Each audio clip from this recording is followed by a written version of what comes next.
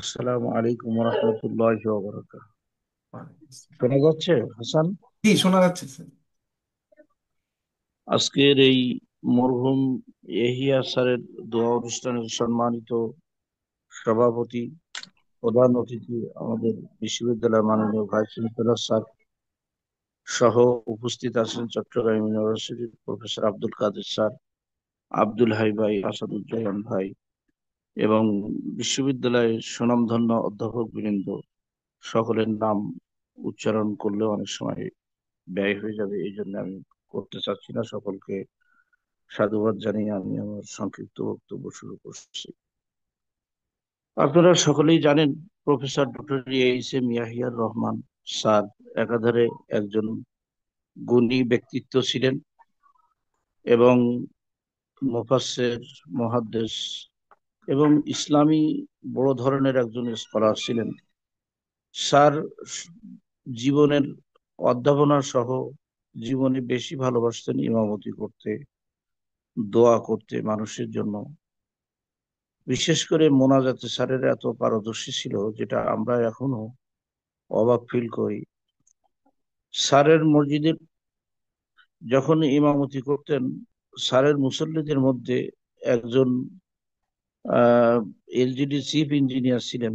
স্যারের আলোচনায় মুগ্ধ হয়ে স্যারকে একদিন প্রস্তাব করলেন যে, স্যার আপনি আমার কাছে কিছু চান, আমি আপনার জন্য কিছু করতে চাই।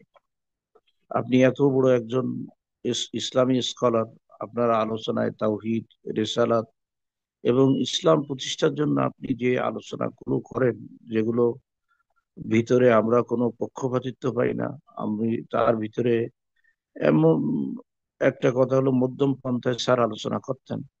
যার কারণে স্যার এটা বলার পরে স্যার বলছিলেন, আমার জীবনের ব্যক্তিগত পর্যায়ে আমার কোনো চাহিদা বা আশা আকাঙ্ক্ষা খুবই কম। আপনি যদি আমাকে হেল্প করতে চান, তাহলে সাতক্ষীরার অবহেলিত মানুষের জন্য কিছু করেন। উনি দাবি করেছিলেন শ্যামনগর টু ঝাপালি রাস্তাটা আপনি করে দিন।